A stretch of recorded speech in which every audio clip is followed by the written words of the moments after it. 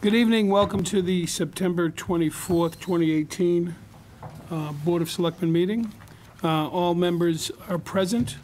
We began with an executive session at 6 o'clock for the purposes of discussing strategies with respect to litigation involving the Wilmington Police Department and litigation involving New England Trans Rail with respect to their petition before the Federal Surface Transportation Board and in accordance with the Massachusetts General Laws, Chapter 30A, Section 21A3, as an open meeting may have detrimental effect on the town's position, and further to approve executive session minutes of January 22nd, May 14th, May 29th, June 25th, and July 9th of 2018, in accordance with GL Chapter 30A, Section 22. Would you all please stand for the Pledge of Allegiance? I pledge allegiance to the flag of the United States of America and to the republic for which it stands, one nation, under God, indivisible, with liberty and justice for all. Thank you.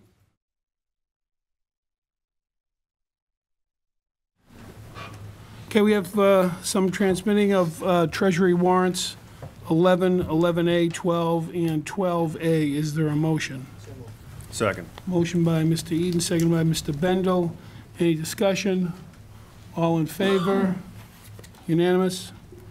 We have minutes to approve of the April 9th, 2018 meeting. Is there a motion? So moved. Motion by Mr. McCoy. Is there a second? Second. Seconded by Mr. Loud. Are there any errors, changes, corrections, omissions, anything on it? I'll be abstaining. All right, all in favor? That's 4, 1 abstained. And on to our appointments. 7:30 appointment is with Shelley Newhouse, the Health Director, regarding changes to the Board of Health and Regulations. Here I am, I'm looking over there for the table, but it's over here. Really, I'm here tonight just to go for informational purposes to let the Board of Selectmen know and the community know that the Board of Health recently adopted some new regulations. The first one is to our smoking regulations, which is Section 8 of the Board of Health regs.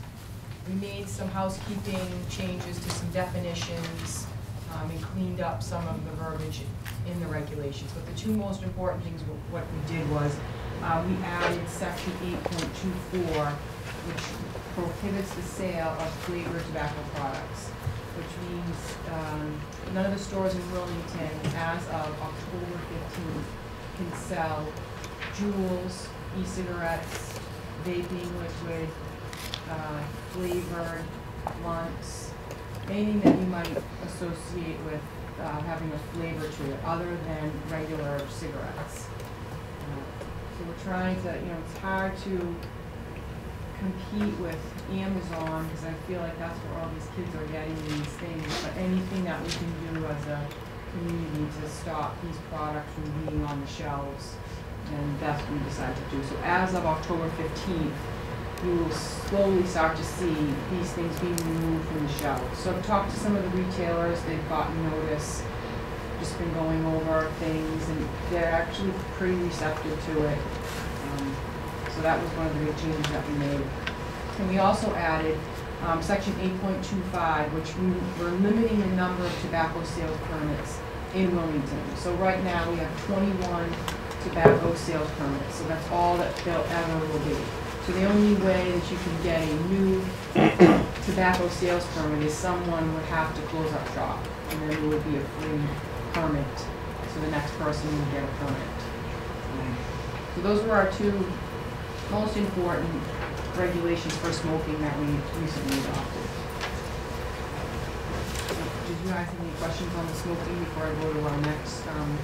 And these don't have to go to town meeting for adoption. No, This is strictly the Board of Health Correct. has authority over that. Yes. Okay. Can I just ask what brought the changes on? We're kind of going in line with the most other towns in the Commonwealth. They're all starting to do it. They're really trying to push for raising the minimum age to 21, which we did last year, And now, with the e-cigarettes, we're just seeing more and more kids, that's what they're doing. They're doing the Juuls and the vaping and anything that we can do to try to stop that. This is a way. If you can walk into Speedway or the local gas station, they're all over the shelves. So now, at least when you go in there, they're not going to be on the shelves anymore for kids to see.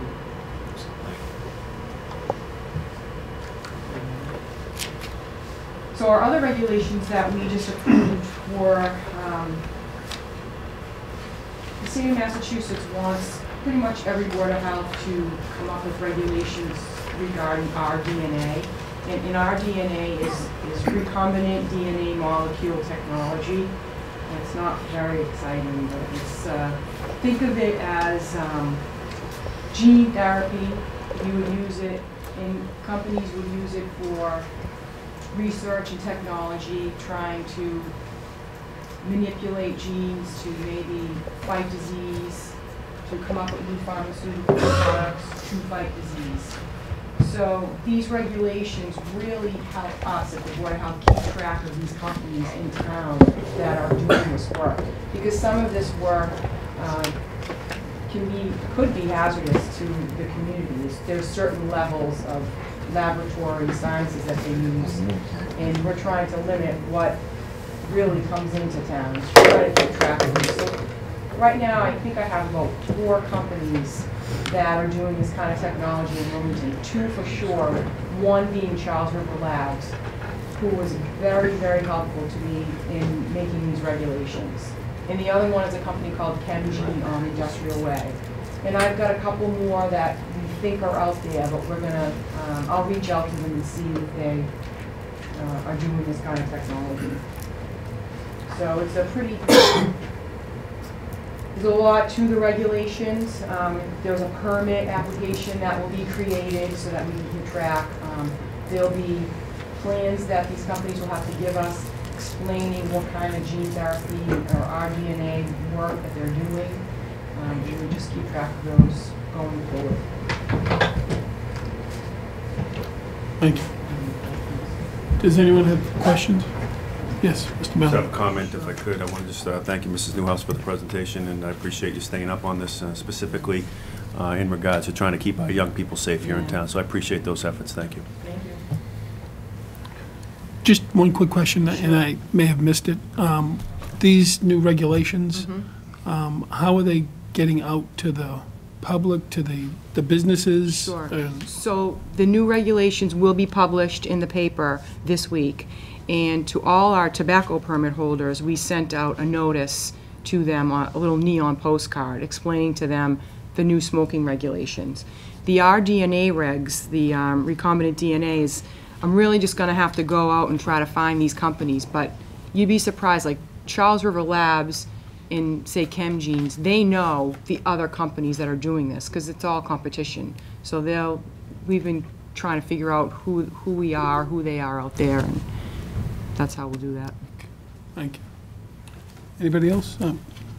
Mr. Holm? Chair, I would just note, you will see on the agenda on the board to consider approval of fees relative to permitting of recombinant DNA.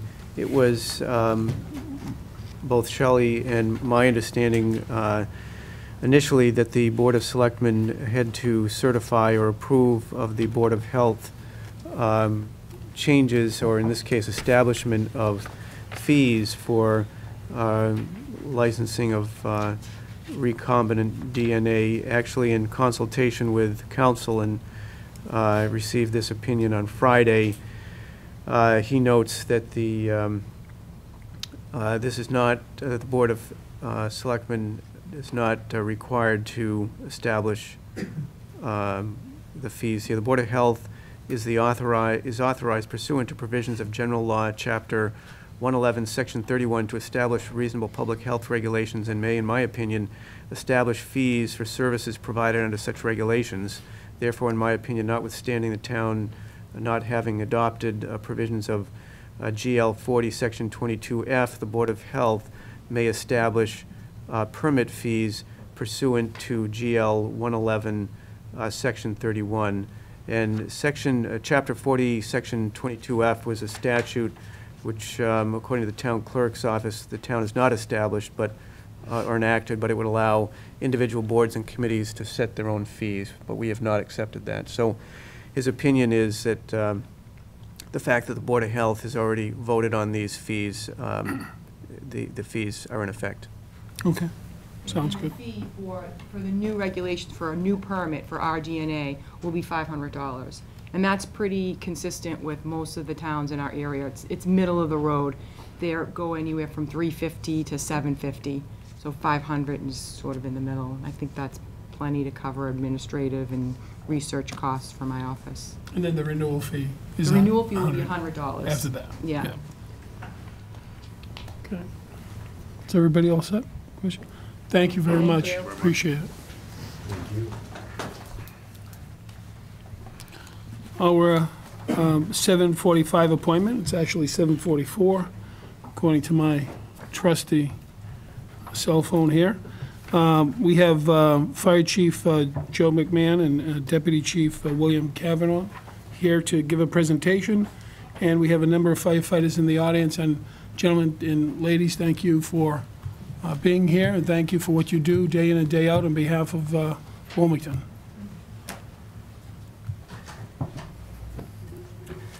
So let me just lead off by explaining what the purpose of tonight's meeting is. Some of you may recall that there has been some concern expressed, certainly by the Finance Committee, with respect to the overtime costs associated with the fire department.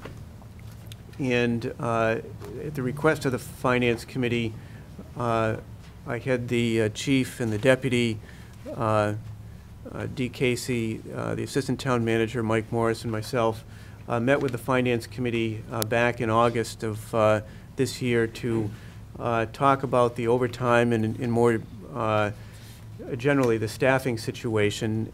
Certainly there are a number of reasons for overtime. There's no, in the case of police and fire, because of the fact that they're 24-hour operations, overtime is an expected cost. There's going to be vacations that people in each of these groups are entitled to, personal time, bereavement time, in some cases military leave, call-ups. All of those things are expected, and as a consequence, they generate overtime costs, and those are budgeted. In our case, more recently, we've been struggling with a few issues, one being costs associated with personnel who are out because of either work or non-work related injuries. That's been one consequence, and then the other being costs associated with the changeover in personnel, as we've had people retire and replacing them. So I thought it would be appropriate where I know a couple of the board members were able to attend the August meeting, but all the board members were not able to. Thought it would be appropriate tonight to, in large measure, have a very similar presentation provided to the full board and give board members an opportunity to ask any questions that you may have about where we are overtime-wise and more specifically in terms of staffing. So with that, I'll turn it over to Chief McMahon. Evening. The first thing I'd like to go through is what we have for staff. The fire department consists of one chief, one deputy chief, one daytime fire prevention lieutenant, and one daytime operations lieutenant. We have 4 9-man shifts, 1 officer and 8 firefighters that are there 24 hours a day for a total number of firefighters personnel at 40. So the slide you're seeing right now is how our department would look as it currently stands if all of our vacancies at this point were filled. Our current staffing, again, is 1 chief, 1 deputy, 2 day lieutenants, 1 in operations, 1 in prevention. The 4 shift lieutenants. However, because of like the manager said, some injuries and some vacancies due to retirements. We currently have 3 groups, have 5 firefighter EMTs and 1 EMT, not certified for firefighting, and we'll get to why we have that a little later on in the program here. One group currently has 7 firefighter EMTs and 1 EMT non-firefighter. All shifts have to fill to a minimum of 9 members each day. This flow chart here shows you actually what we are doing every day. So as you can see, each group has a group lieutenant. The red indicates a firefighter EMT. The green indicates where we're filling. So this is our regular week. This is how we roll every single week. We're filling overtime on every shift, at least 1 spot, sometimes up to 3 or more. As far as our daily operations, it's going to help me to explain how we run on a day-to-day basis before we continue with the presentation. This will kind of clear up any questions. As I said earlier, we have 1 officer and 8 firefighters that are responsible for manning 2 engines, 1 tower, and 2 ambulances on a daily basis. When the first ambulance run comes in, 1 ambulance goes out with an engine and 2 firefighters on that engine. So that's 4 out of the 9 people that are gone. We also have a medic unit from Action Ambulance that responds from Woburn Street. Should we have a second run at the same time, the second ambulance will respond with an officer and 2 firefighters on an engine. That's our 9 men. So every time we get a second ambulance run, the station's empty. And this is a daily occurrence. So if something comes in while those 2 runs are in progress and we can't break away an engine from those runs, we have to depend on mutual aid. So what that does is it delays the response. And the response will be an ambulance from another town. We don't know what town that will be, because in order for us to get an ambulance, we'll call the closest town. If they're not available, we just keep working our way around till we finally get an ambulance. If a fire should occur, we would have to see if we could break away an engine from one of those ambulance runs, or again, we would have to rely on mutual aid to handle this. And even if we broke away 1 engine from the first medical aid, we would only have 2 firefighters on it. On a confirmed fire with no ambulance runs, if somebody calls and we're getting multiple calls on a fire, we'll send 2 engines and the tower with all 9 guys on it. And the ambulance will be left behind. So anything that comes in, consequently after that, it's mutual aid again. Should we get just a regular alarm, smoke detectors, or whatever else, the 2 engines and the tower will respond on that as well, and the ambulance will be manned back at the station. But over the years since I've been there, it's a daily occurrence, maybe 2 or 3 times a day, where the station is empty. And nobody is available on the road to respond because they're tied up. Chief, can I ask a question? Yep. And forgive me, I mean, I just Nope, don't know go how ahead. it works, you know. An ambulance goes out with an engine. Yep. Why does the engine have to go out with the ambulance if it's an ambulance call? For the manpower. Wouldn't EMS come with their ambulance if it's needed? What do you mean EMS? Well, isn't that the paramedics would come? The paramedics' sole purpose is life support. Okay. And sometimes their unit isn't available and they come from Stoneham. They're not employees of the town, and depending on the criteria, when the phone call comes in, they may not have to go to the run. If the criteria meets a life support or life-saving heart attack or things like that, then they'll respond. If it's an average fall where we have to transport, they won't. It's strictly for the manpower and the lifting. Okay, I Because mean, I don't know. I'm right just now, asking. our stretches have to be rated for 750 pounds. And that's not a scarce occurrence where we have to lift very heavy people in very tight quarters on multiple stories. So, in essence, that's what it's for, the lifting. Okay.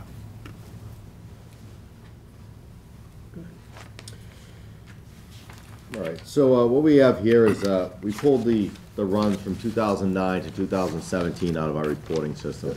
And what we're seeing is we're looking at about a 24% increase in call volume over that about 9-year period.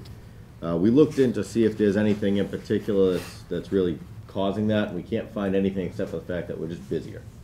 People are calling 911 more often.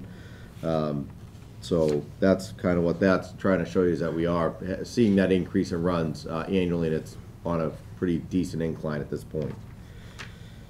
In that same time, our staffing level, so 2009, actually, Mr. Manager could handle this for me. The last time we increased manpower from 8 to 9 was, do we remember It was what year? 2009, fiscal 9. So that was, we added 1. So we had a 1 per shift in fiscal 9. So since that time, we've kept a 9-man shift strength. However, that increase in call volume has gone up 33% per member. So we're handling a third more calls per guy based on that. This is a breakdown of our actual overtime expenditure in those years.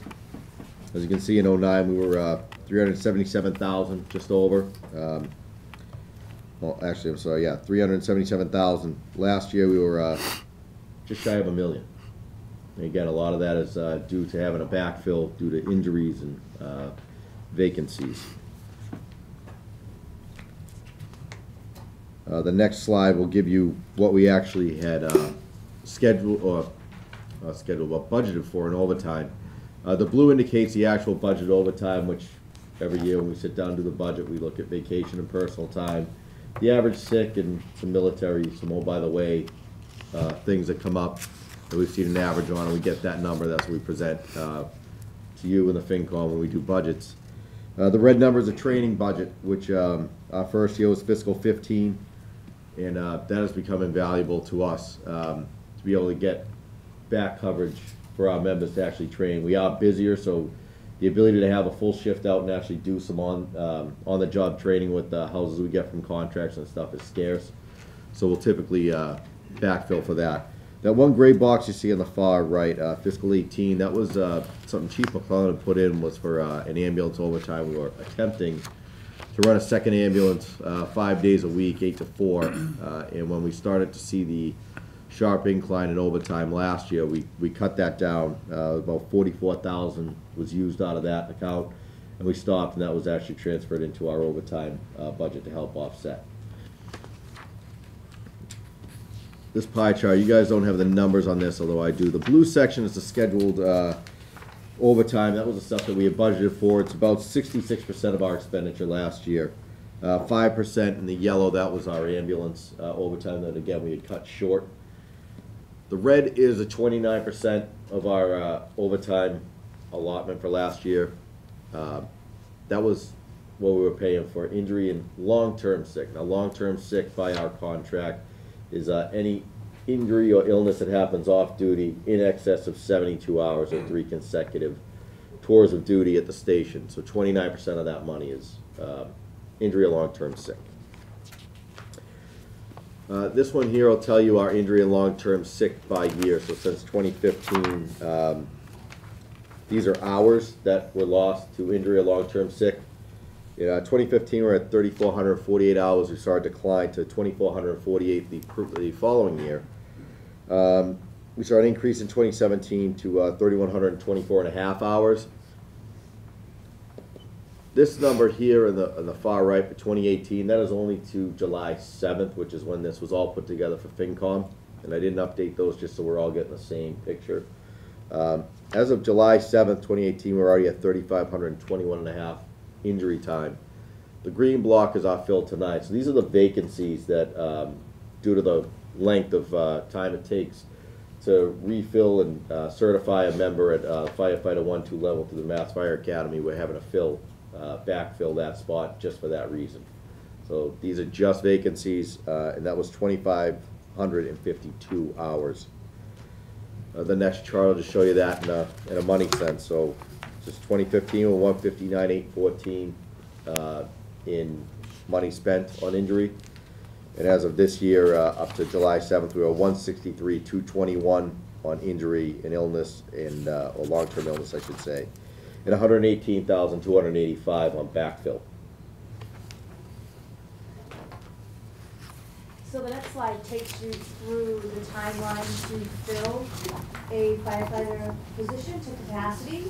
And this is based on our being a member of civil service. So as you can see, the dates are all up on the screen. This was the actual timeline to getting some of the new firefighters that we had just hired. So in February, we request certification from the Human Resources Division.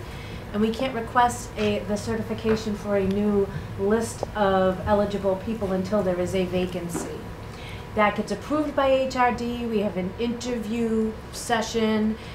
They complete their application. We send a conditional offer. They go through their physical abilities test that's scheduled with the state. They also go through a psychological exam. We make an offer, and they have their start date, and then the earliest academy that we could get them into was November. They'll complete it approximately in the middle of February, and then not until March can they be considered towards the staff manning. And this just shows a timeline, a pictorial of that timeline. So we can control the earlier part of the town doing its due diligence to get our offer letters out quickly, get them scheduled for appointments quickly. But you'll see there's a large lag between that and the time to get them into a fire academy. They need to complete the academy before they can be considered full manning staff. Is there only one academy per year? So we actually looked into that. So Mass Fire Academy at Stowe run classes for recruit. They also have an annex out in West Springfield, which we probably don't want to do that. We did look into Brookline. They run their own academy. However, their academy is under renovation. That renovation is almost completed, and the operations deputy out there contacted Chief McMahon and told him that going forward they'll be able to take some members. Moon Island in Boston, we checked with them. They were full. They didn't have any room for us. And Worcester also runs an academy. However, their academy, they had started in, I want to say it was November, and that was it. So they run one a year, and we obviously didn't have the members at that time. So which academy do we go to in November? We go to Stowe, Stowe. Mass Fire Academy. Okay. And they start new classes probably every 9 weeks, because the academy duration for the cadets is 9 weeks. So they do run multiple classes, Okay. but they fill up fast. Okay. And is the delay in, I guess, hiring new firefighters, is it because we're in civil service, or is it because there's not enough academies? Nope, academy has nothing to do with it. Okay. It's civil service. Civil service And delays Dee that. can kind of talk to more about the time frame there and what she's been through, but it is civil service as far as causing us the Your delay in concern. hiring firefighters. Yeah. So the next slide takes us through an estimated cost for a new firefighter. And this is based on the full cost to the town. And going from left to right, we have their base pay. We assume that it's a person that has a bachelor's degree, so contractually they receive education incentive, clothing allowance, holiday pay. We are assuming that they take our health insurance and a family plan, and that's the cost. We also incur Medicare tax, turnout gear, estimated on their retirement, OPEB costs of the town, and these are all kind of costs that are behind the scenes. People don't usually think of when you're saying, well, what is the true cost to hire a new staff person? And we also put in a factor for if they are injured, God hoping they're not, but that's kind of a factor that you put in when you're looking at what is the total cost to bring on a new staff person. So the estimate on this one is $102,842. I want to back up a little bit to the personnel issue. During this presentation, we're going to talk about the span of control. Span of control means how many firefighters are assigned to each officer. NFPA recommends a maximum of 5 people assigned to one officer. And that will vary on experience, the type of situation that you're involved in. That number could go up or down. With us, it will go down because we're such a young department. And right now, we have 8 guys for one officer. where, as I said, it should be 1 and 5. The other thing that we need to look at is September of 2019. We become governed by OSHA. And OSHA is going to institute what they call a 2-in, 2-out rule, which always used to be a recommendation through the NFPA. Now it will be a law.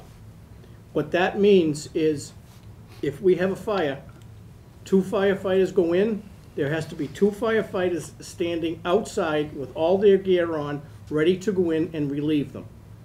So that does not count the pump operator. So in order for us to be compliant to fight a building fire, we need 5 people there first.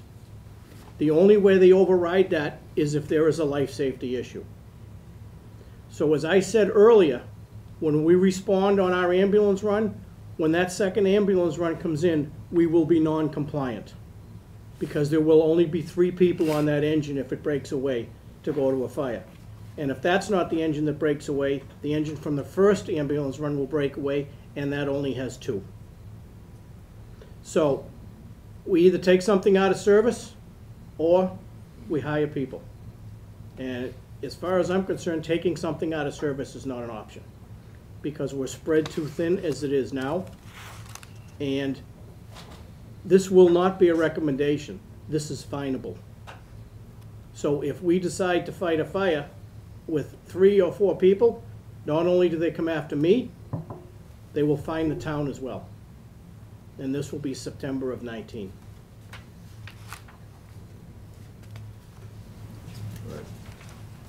So one of the things that we had talked about earlier is why do we have 1 EMT that's not a firefighter right now? So because of the injuries and the long-term illnesses we've had, we're noticing a trend in what myself and the chief believe it to be is the increase in call volume, the increase in workload on our members. And like you said, there's a lot of very big people out there in very tight places, and you can't really do proper lifting.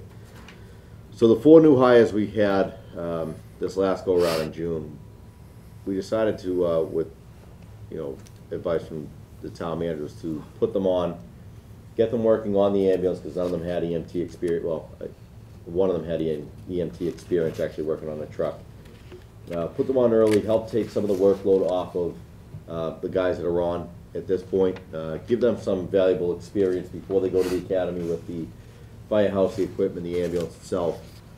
Just basically take some of the strain off. Now what that does, again, takes the strain off the guys, but it also, when they get back in the academy, instead of having a 6 or an 8 week lag trying to teach them how we do things, it gets them right into the fold. A week, maybe 2, they'll be ready to go. Count it on a shift, and we will stop filling for that vacancy. This here is, if we were to, what was asked the finance committee is, what do you need? What do you need to make the bleeding stop, the overtime? We need 2 firefighters, we need a captain. So this is how, if I could sit here and tell you how do you want to set up your fire department, that's how I would do it. I have a chief and I have a deputy, I have my 2 daytime officers. Each group would have a captain. Then we would have a lieutenant on each group as well, which would be the junior officer out of the 2. The junior officer would be in charge of an engine. That's his job. He gets to learn some entry-level fire officer experience under the guidance of the captain, who's more experienced, and he's got less responsibility right off the bat with just having 1 truck of guys to deal with. The captain would deal with the other guys. That gives us our span of control. It helps us kind of mentor our newer officers instead of throwing them right into the mix like we do now. We got this based off of a neighboring town, which is similar. There's a town right next door. They have a chief and an assistant chief. They have 1 day captain, not 2. But then they have 4 group captains. They have a lieutenant out on their engine 2, and then the rest of them are in-house. So one's on, 2 of them are on engine 1, 2 of them are on their, or 3 of them are on their tower unit, and 2 on their ambulance. They also only run 1 ambulance over in that town. So that's kind of where we got that from. It's a good setup.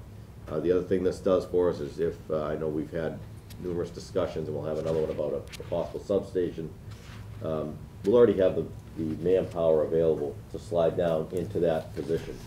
We're not going to have to build a station and now put a truck in it and hire more people. We'll already have the staff on hand to slide down. It'll be a seamless transition for us.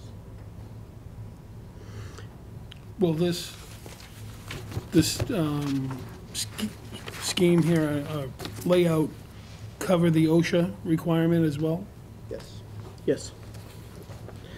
Backing up a little bit again, last year or 2 years ago, the former chief and the town manager set aside $124,800 to bring in coverage for the ambulance. The ambulance has been so busy, what they would do is bring in 2 firefighters from 8 to 6, Monday through Friday, and let the money go as long as it did.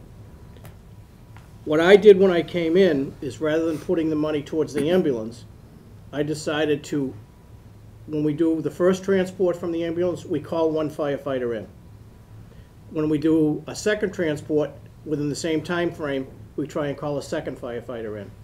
So we have people to cover the station and to see how, try and make the monies last longer and get the people in. Well, we've had 225 callbacks since July 1st, and only 4 have been covered.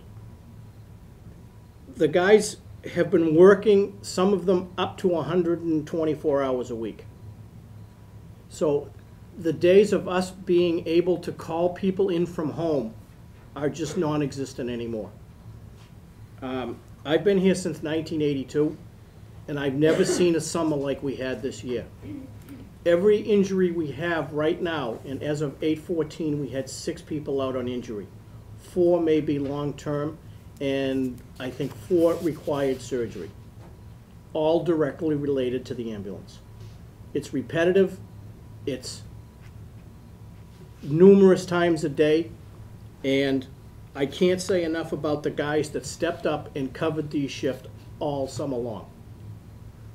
We did have 2 instances where we had, this summer we hire extra people for heat emergencies, and the lake incident was one of those days. We had 2 officers, and we had 1 officer and 2 extra firefighters on for that whole day. So when they responded to the lake that day, not only did they have the additional people, but they had the people coming in that were scheduled to come in at 6 o'clock and relieve them, respond to that. Although the outcome was definitely not what we wanted, it allowed the operations to continue. And what these guys did to try and change the result of what happened was just phenomenal. But it would not have been allowed if we did not have the extra people. It made a huge difference. They were exhausted, and even at that point they were exhausted. So we would not have been able to do what we did without the extra people that were on that day. The other instance was Andover. We went to Andover to cover. We had gone to a few fires, and 14 people came in off duty. We had the complete department staffed, 2 engines, a tower, and our spare ambulance, which were back here. It allowed us to send an ambulance to the task force, and the whole town was covered. We were the only town with 1 station that had that many firefighters in the station. So we would have been able to handle anything pretty much that came along and keep it hopefully to a small incident, because there was no mutual aid available. Everybody was gone. The count was 108 engines and 43 ladder trucks that responded to that incident. So the additional manpower, although it's not going to be 14 a shift, makes a tremendous difference. And it will also make a tremendous difference in injury. It was a tough year. And right now we still have 4 out. And you know, if in the past it's been strains and, you know, you throw your back out or whatever else, these are long-term, surgically corrected injuries.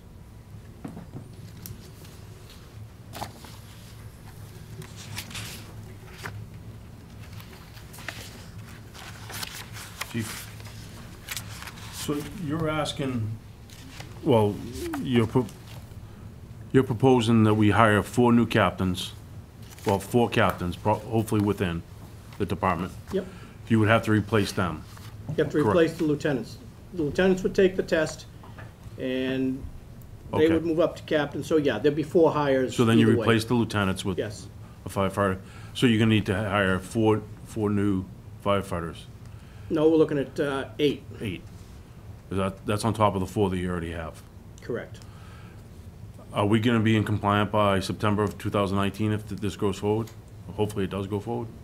With OSHA. I would think so, as long as we could get them to civil service in a time frame and get them to the academy. So, that's not a very long period of time, if we're looking at a budget that takes place July of 18. So, it's gonna be tight. My guess would be probably not, depending on academy classes and everything else. But if we show effort that we're trying to be OSHA compliant, do you think OSHA will be? I have no idea. I've never dealt with them before. And then with 8 new firefighters, what do you think the budget will be for fiscal 19 for overtime? I think Jeff may have that, but with the additional firefighters, you won't be replacing man for man. You'll be able to allow the shift to run down 1 firefighter without replacing them.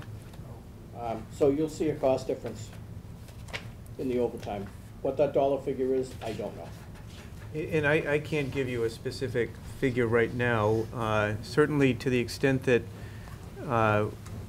we bring on 4 captains, that in and of itself is not going to have an impact on overtime, because you're still going to have, to the extent that there are vacancies in the firefighter positions, as the staffing currently stands at 8 firefighters, 1 lieutenant, and potentially 1 captain per shift. I think there's still going to be a requirement to backfill. So I think to the extent that there is an additional firefighter brought in beyond the captain, that may begin to address the overtime issue. But there's a lot of moving parts in there in terms of, again, the number of injuries that we have. You know, as was described here, there's a number of factors. But one of the constraints that we have right now is that because of the staffing level as it is, and as the chief has described it, there is no ability to go lower than the number we have now. We have 1 lieutenant and 8 firefighters. So when you have 1 person out for any reason, you automatically have to backfill. If we were in a position where we had a 10 on a shift, 11 on a shift, then we wouldn't have to fill person for person, so to speak. There would be some leeway, if you will. So that's the issue we have. Yeah. Yeah, Yes. thank Go you, ahead. Mr. Chairman. Quick question I want to ask. I mean, I'll just make a statement. I know it's long overdue for us to do something in North Wilmington relative to a substation. I think that's reality, and we realize that. Obviously, with this new law, September 2019 OSHA. Jeff, did you do the math? You're basically looking for, what, 8 new hirees? Is that what it really comes down to? Yes. Jeff, did you do the math? If we hire 8 new hirees, classes with the 8 new hirees, and obviously the cost on overtime, what is the difference? Again, I don't have that Oh, okay. information No, if it's tonight. too I'm premature, certainly, then yeah, I I think apologize. certainly as we get into the budget process, that's going to be part of the information that will be. Obviously, as a selectman, I'm a presented. layman. You guys are the pros, you know what you're doing. And I would obviously take your recommendation. I'm not gonna micromanage what you should do. I wanna hear from you what we need, and that's what we're hearing as a body. So I think that's about time that we need to just bite the bullet, go forward with it, and figure out how we're gonna do this. Because we need to do something. That's what it really comes down to. The time has come for us to step up to the plate, take care of these guys, but more importantly, we're taking care of the residents in this community, and that's the most important thing. It's the residents. Let me ask you, you mentioned that 8 firefighters are needed. All the firefighters are EMTs, correct? Correct. Right. This shows 10. You need 10 or 8? I'm showing 10 here. Which one are you looking at, sir?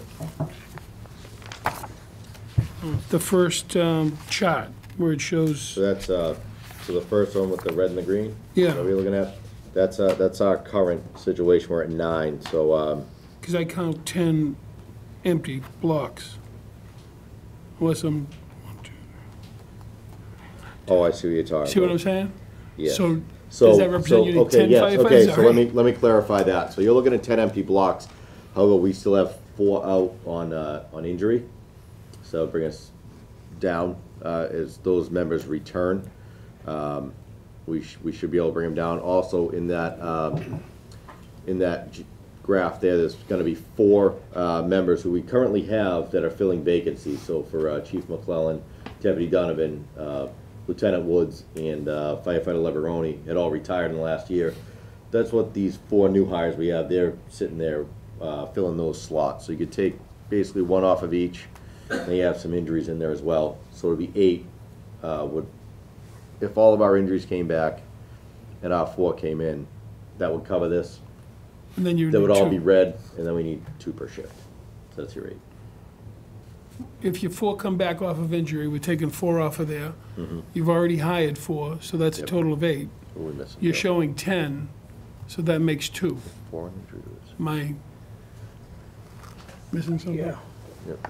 yeah, Are we missing 1? I don't think so. Because the 4 who are out on injury, they're out on 111Fs? Yes, Right. Okay, so they were injured on the job. yes. So then eventually that's going to come to a conclusion. Either they're going to retire out as an accidental disability, or Oh, they're they'll be going to back. finish up. Sir, when I did this, we had 6 on injury. Okay, That's my other 2. I was trying to figure out, I Alright. missed it. Okay. So when we did this, I had 6 on injury, which is, so 6 of these would come off. 4 of them makes you 10. Those are your 4 retirees. So the 8 we're looking for is 2 more per shift. Mr. Chairman? yes. Mayor? Thank you. Chiefs, thank you for the presentation, and gentlemen, thank you for being here tonight. I just want to make a few comments if I can. I've had conversations with the manager, and I just want to state publicly that obviously I support hiring additional firefighters, not only to come into compliance, but obviously to increase the safety of our firefighters. And my fear is that with the overtime burden that we face, that we're lacking the crucial time for these guys to have training, which I know is crucial for them. And so that's one fear that I have. I totally support the idea of a substation. I've said that publicly before. I've said publicly I'm disappointed in the facilities master plan that it's not in there. To me, it should be of the utmost priority. And lastly, I would just I would urge the manager to make this a priority in his next budget for the safety of our firefighters and the safety of our residents. Thank you. Yes, Street. Just a few things. Thank you for putting this presentation together, and thank you for the department for keeping us safe and all the work that you guys do. I had the benefit of being on the finance committee, as you know, because I had to ask some some pointed questions in the past, but just the numbers that I had, just in the 5-year period between 2012 and 2017, your fire calls up 10.6%, ambulance calls up 33.5%. You guys went 5 years back beyond that, and shows that the problem, this isn't just a tick or a statistical glitch. This is a trend that doesn't really, as our population gets older, it's probably not going to turn around anytime soon. The cost of a first-year firefighter being with salary, benefits, some projected injury time in there being about $102,000, and overtime costs for fiscal 18 being, really $400 shy of $1 million. It's up over 150% over the last 10 years. I got to think that number goes down significantly, and the bottom line figure doesn't change much if we're adding a good number of firefighters. I don't know if it's 8 in 1 year, because to be honest with you, I don't know the market. I don't know if you're going to be able to find 8 good firefighters this year. You might be able to. That won't be an but- issue. Oh, okay, that's good to hear. It never is. The lists that come in, the jobs are, people want them, so that's not gonna be a problem. Yeah, and from my conversations with you and your predecessors, it seems like the job of a firefighter has changed a lot in the last couple decades too. It's not so much brush fires, it's a bunch of other things too. No, it's mostly EMS. We're Yeah. about 80%. So I will echo my colleagues' comments, and I do hope that this becomes a priority, and I would like to see the North Wilmington fire substation happen in the near future. On a semi-related note, have there been any more incidences at the North Wilmington MBTA station aside from the one in June where an emergency vehicle was blocked from a call because of it. I have heard of a few, but it's drastically reduced. The issue is with trains going inbound, the gates are always going to be down and the train may stop. Their biggest fear is if they stop prior to the crossing and they're going in Boston and they're loading the train, people are going to jump the gates. Yeah. Trains outbound, they now, for the most part, clear the gates and the gates go up. Okay. It's drastically improved, but going inbound is not going to change. They told us that in the meeting.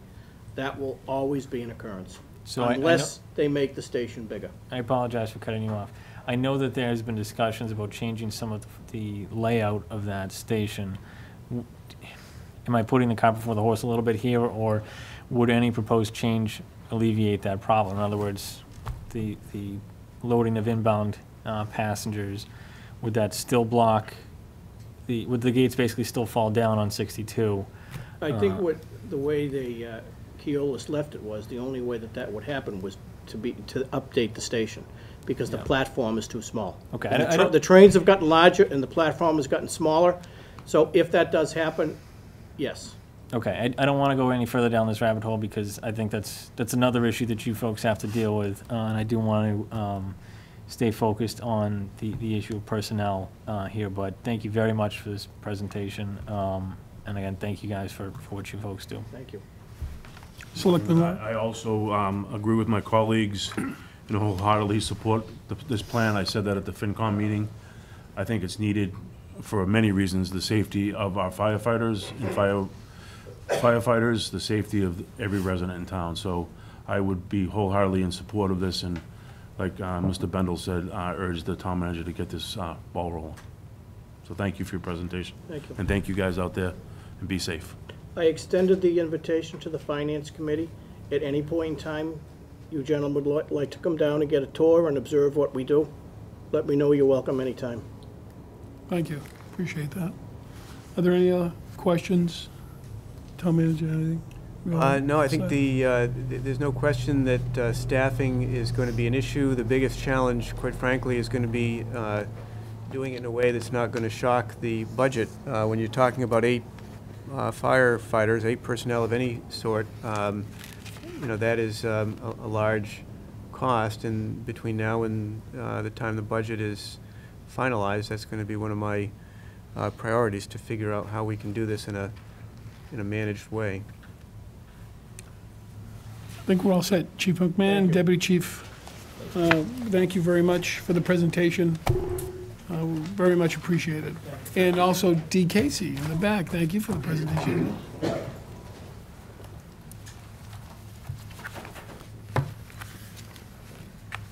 You guys want to stay, it's all right. We're not that boring.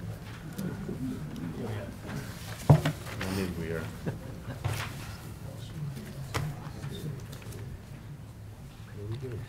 Okay, on to communications. Under communications, the board has a memo from Mike Woods, Public Works Director, about the outdoor skating park. This is a project that is proposed, or will be in its final form by the upcoming skating season. The plan is to have a rink, portable rink, that would be set, and each of you has an overhead shot of where the proposed location would be.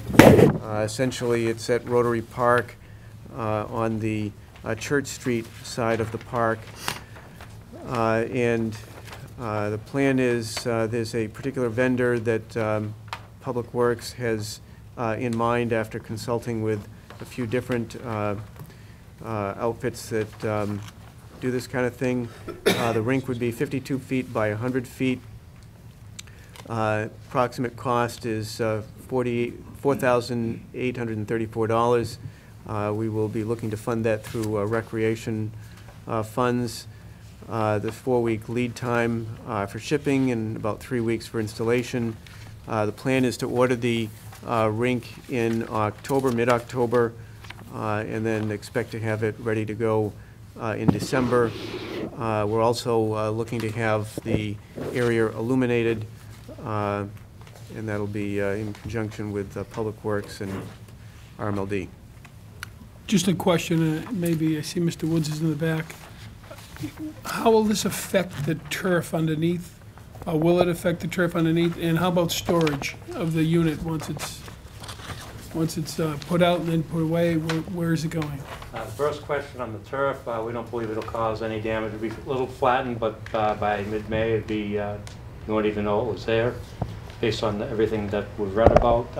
As far as storage, the liner is something that you need to replace annually, but the batter boards and what have you will need to find a place down in Public Works to store it. You know, we're all tight on space for storage, and no matter if town hall or our place, but we'll get a place and get it put away and have it ready for the next year. How much does the, what is it, the plastic underneath, you said it needs to be bought every year? Right, What is according that to the projected? manufacturer, no matter which liner you buy, the cheap one or the most expensive one, they tend to give out in the year, and they find it's just easier to replace them. I think I gave you the price on the memo at somewhere around $1,000. Thank you. Okay, next, as you know, the pickleball courts, again, it was really a collective effort amongst many different groups, certainly Public Works. They did the field site prep. George Hooper and his electricians were involved in the lighting, along with RMLD assisting. We also had a contractor that was brought in to do all the paving, the fencing, the netting. So the courts are done and ready to go, and two of the folks that were very prominent in pushing this as a type of recreational activity that the town should consider, Tom Pizzara and Jim Buckley. There's, in tribute to them, I guess, where they are going to be having the inaugural or the kickoff pickleball match here on Wednesday at 3 p.m. Also would like to just note, in addition to being outspoken about the need for this type of recreation activity, they have been involved in providing instruction along with Kathleen Shore and Elliot Cantor have provided instruction. The rec department has now been offering pickleball, and it has been a very popular activity.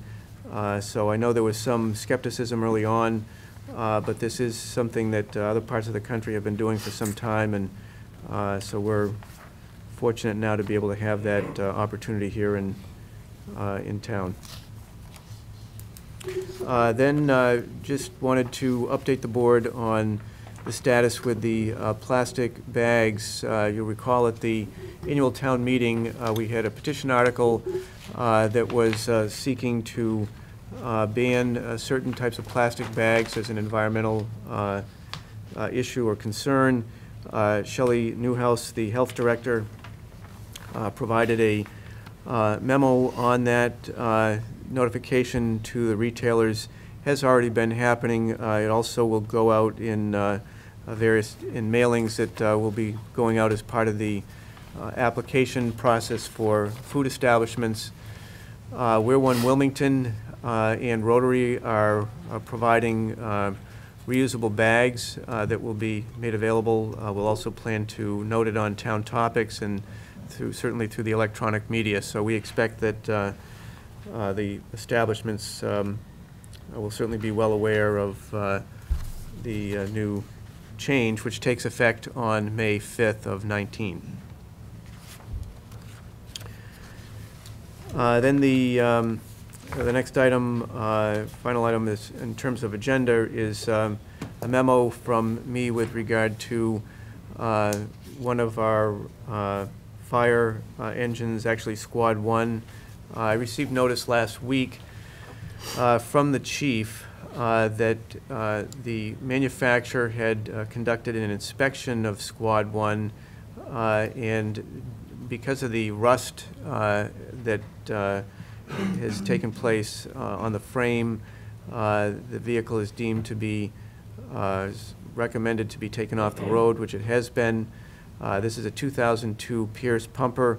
As was noted earlier when the chief was talking about our fire apparatus. In this case, it's a 750-gallon vehicle, provides really significant capacity that we need when the fire department arrives on scene and is dealing with a fire situation. They rely on that truck initially to address the fire as connections are being made to hydrants and the setup is being put in place.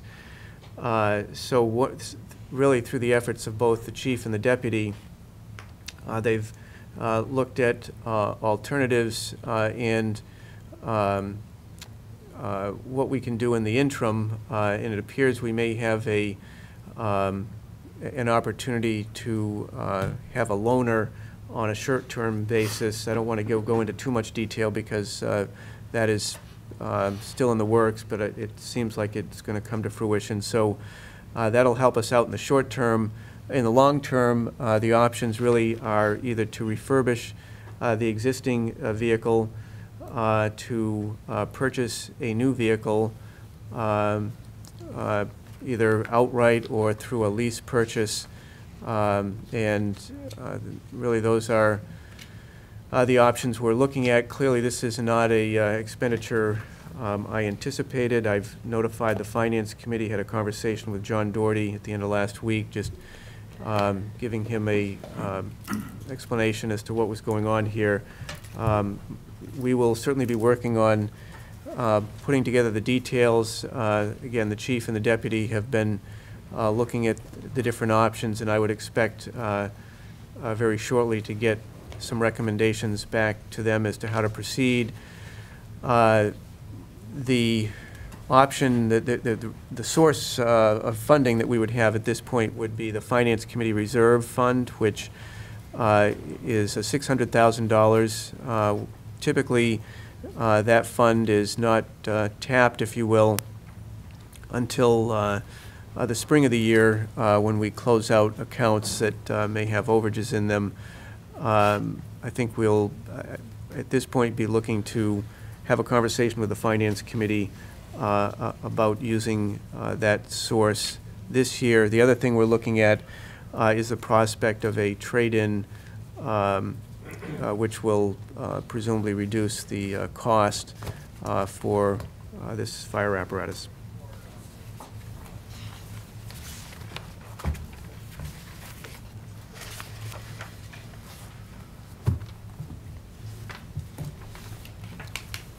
Okay, board to consider, we'd have none because we took care of that? Yes. Okay, right? Did you? So we're on to public comments. Any public comment? Yes.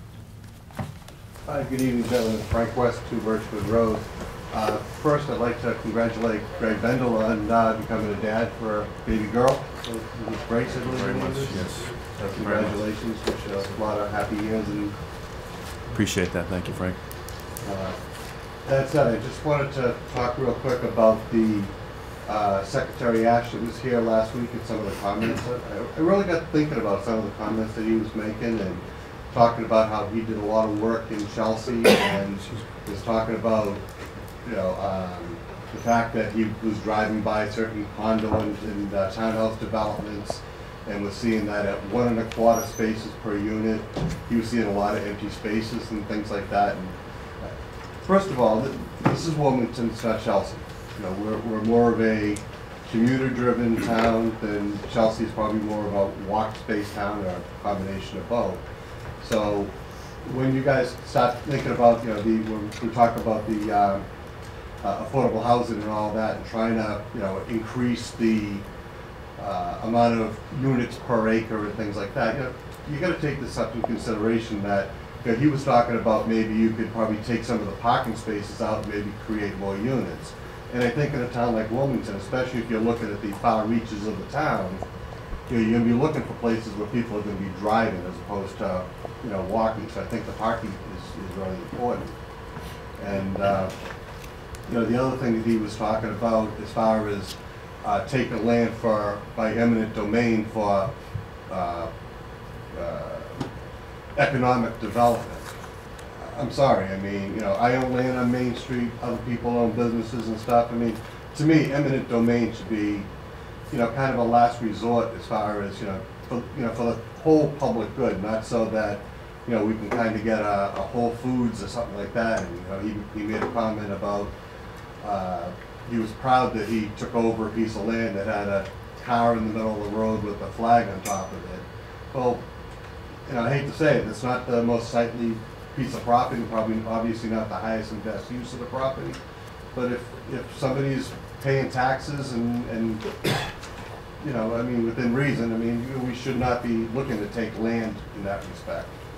So just, like I said, it just kind of bothered me. And the other thing also, in just listening to the fire department budget, again, if you're looking at, putting more units per acre, one of the things that we might be looking at is more calls for the fire department. And again, not just fire, but police, public safety, roads, and, just the whole idea that, yeah, we'll get some more tax revenue, but the flip side is the cost.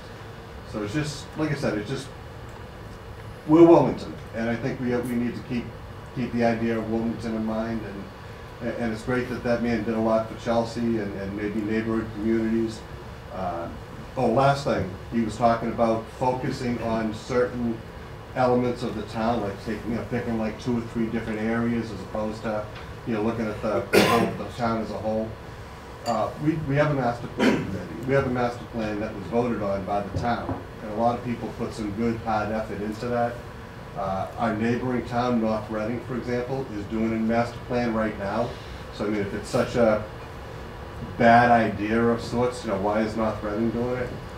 So I think, that we need to stay in confines with the master plan. If the master plan, I think, should be a living document, and if it needs to be updated and changed from time to time, that's great. We're not a farming community. We need to change with the times a bit. But in the same token, I think that, again, we have a master plan. We need to kind of, look at it. So, just a few comments. Thank you. Anyone else? Public comments? Okay, on to our new business. Yeah, Mr. Loud. Chairman, thank you. I'd like to do my veteran shout out and also let everyone know it was a phenomenal ceremony Saturday over by Silver Lake, right next on Silver Lake on the corner of Lake Street and Main Street for Private First Class Antonio T.J. Gagnon. He was a lifelong resident of Wilmington, killed in action in the Korean War on July 16, 1950 in Korea. Mr. Gagnon was formerly a missing person, missing in action. And his body was recovered and returned home aboard the U.S. Alamo Victory. The monument at there's a new monument at Lake and Main Street where he grew up on Lake Street. I just want to say, may he rest in peace and thank his family. But I also want to say that Lou Semega, our veterans agent, put on a very great ceremony that day. The family really, really appreciated it. And I can't thank him and Mike and the police and fire department for the support of that, and the DPW department for placing it. It was just an all-around short but sweet ceremony that was great, and thank you. Thank you, Mr. Chairman. Street. I also wanted to congratulate the Bendel family, you, Greg, Andrea, Charlotte, and welcome Grace. I also wanted to congratulate our town manager for finishing 31st in the half marathon this past weekend. A time of 1 hour and 36 minutes. I was just barely 22 minutes behind you. It was only 32 race I think he finished. I have finished. I think he finished ahead of you because he was younger. He's not as old. Well, you're older now, aren't you? I am older now, yeah. So you were younger, so you finished right. quick sooner. Today's your birthday, I heard. That's that true? True. Yeah, Another okay. trip around the sun. Yeah. I did want to thank the police department and the chamber, as well as all the student groups and teams at the high school that volunteered to help direct runners and make sure the traffic was safe. And that's it for me. Thank you. Mr. McCoy? Yeah, I just want to talk to the manager, if you can just enlighten me with a little bit. I want to talk about Lowell Street. Lowell Street is becoming horrible. I receive so many complaints on that road, more than any road in the town. I just want to understand something. Another week, we're going to be going in October, and before you know, it's wintertime. Now, I know we allowed the road to get cut beyond the November deadline, and I know we had a couple projects going simultaneously by Butters Row, National Grid, and obviously a private developer was putting in the underground sewer. And I want to talk about it. When you drive down that road right now, and I tell my daughter, when you see 2 inches of rain on, Woburn Street, West Street, the narrow roads, put your 2 hands on the steering wheel, because you could hydroplane. You drive on Lowell Street, heading towards Lucci's. If you don't have your hands on that steering wheel, because I tested it a few times, your wheel's going to go to the left or it's going to go to the right. It's becoming a danger factor right now. And you go over that road, and your car's bouncing all over the place. I got a big Suburban, and I can still feel it. And it's in rough shape. I just need to know, what's the game plan out there? What are we doing about it? The work that has been done there is being done by a private contractor. It's part of the sewer project for the development there. I don't have a current status on when the final pavement will be put in, but that's something I will have to speak with Mike Woods about. All right, could you let us know for the next meeting? So at Yes. least folks get to know about what's happening, because it looks like National Grid, if you're on Lowell Street, heading towards Lucci Supermarket on the right-hand side, along Textron, it looks like National Grid the last couple of weeks. You had the binder, now they put the top coat, and it's all jet black. If anybody drives by, you can see this big black strip.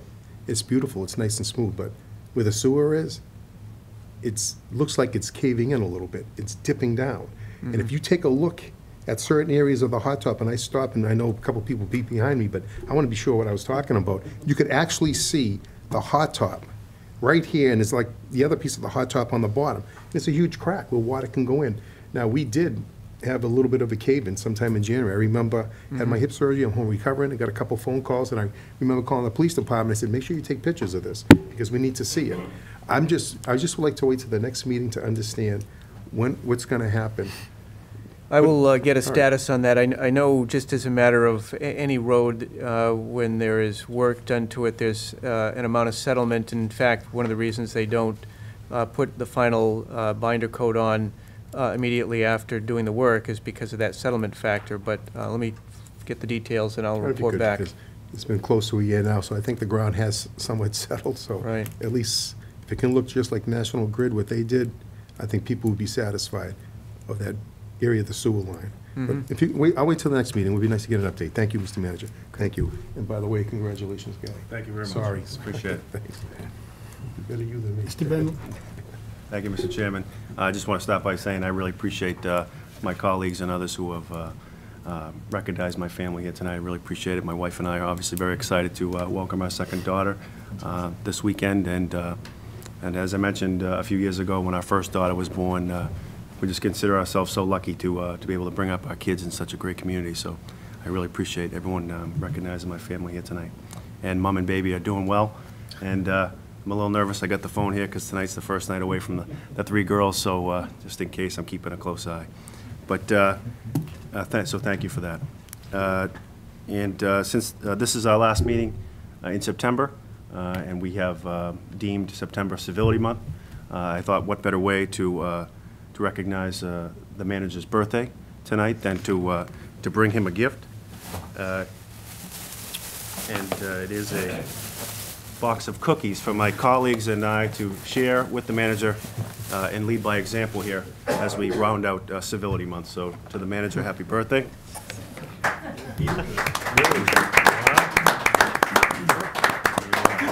Those were freshly baked in the north end of Market Basket earlier today. So, Mr. Chairman, thank you. Welcome. Mr. Bendel, congratulations. Thank you very much. Grace, I'm sure Charlotte is all excited that she has a little sister, and She's pretty excited. that's great. Congratulations. Thank you very much. I also did attend the dedication of the Korean Veterans Memorial, along with Mr. Loud and Mr. Bendel in Town Manager Hull, and it was just a solemn occasion, a fitting tribute to a Wilmington resident who paid the ultimate sacrifice. And I could not say enough about what the Veterans Agent and the police department and DPW, everything, the people that attended was fabulous, and it was just a very touching ceremony. There have been some questions about my use of a cell phone up here at this desk, and I thought that I would bring it up because there are some people out there questioning me looking down occasionally at my cell phone, and I do that because it tells me the time, and I mentioned that earlier. I've been accused of maybe sending text during the meetings. I can tell you that I don't text during meetings, because if I did, you would see me turn the phone this way in order to get the print large, and I would have to take my glasses off to see it.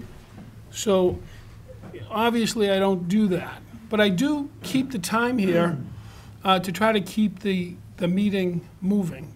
And when it comes to public comments, I try to be respectful of those public comments, but I try to make sure that it's within a certain time limit, so not one person is abusing it. So if you see me looking down, for those that are concerned about me and my cell phone, it's because I'm looking at the time. I don't have a watch. If you're interested in getting me one once I leave the chairmanship, that'd be fine. No, I can't do that, because then I'd be violating rules of finance. So that's all I have to say. Unless it's a cheap Timex or something, right? Yeah, that's right. There you go. About my cell phone use. So, to important dates. Important dates, we have Sundays through the 14th of October, Farmers Market continues, Town Common parking lot 10 a.m. to 1 p.m. September 25th, as noted earlier, Wilmington was incorporated. It's happy 288 years.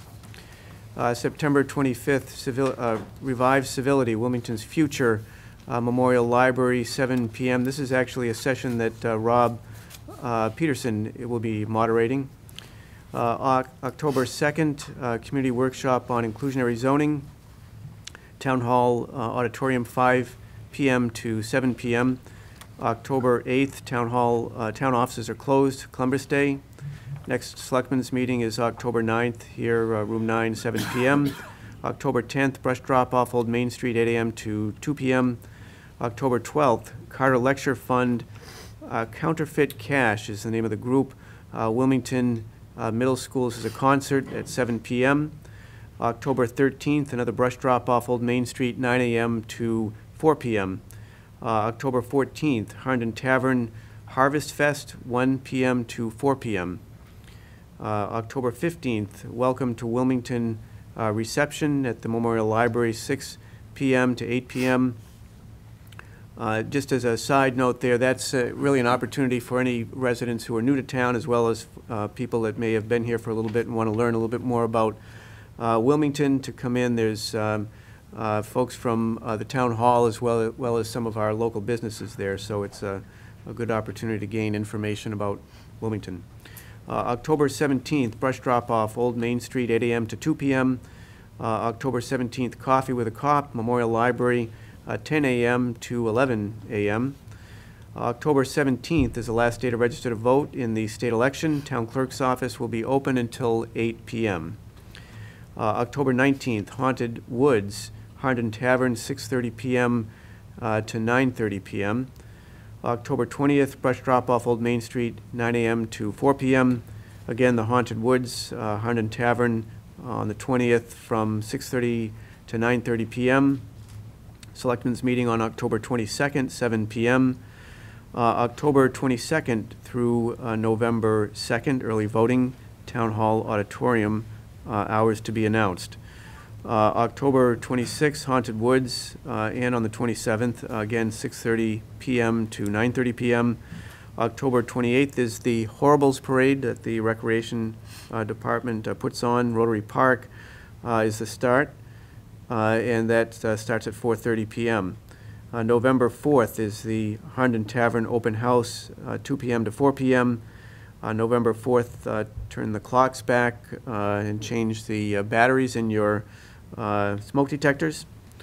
November 5th through December 7th is the curbside collection of yard waste. November 6th is the statewide elections. Polls open at 7 a.m. and will close at 8 p.m. November 11th at 11 o'clock, Veterans Day ceremonies held on the town common. November 12th, town offices will be closed for Veterans Day. And then the 13th of November is another selectmen's meeting at 7 p.m. Thank you.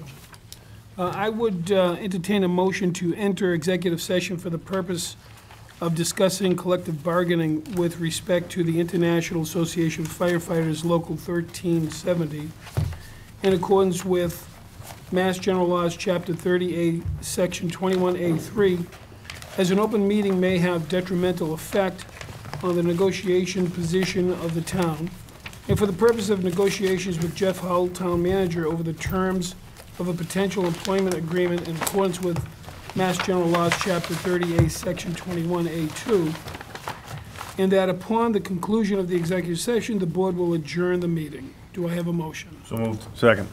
Motion made and seconded. Any discussion? All in favor? Unanimous. Thank you and good night.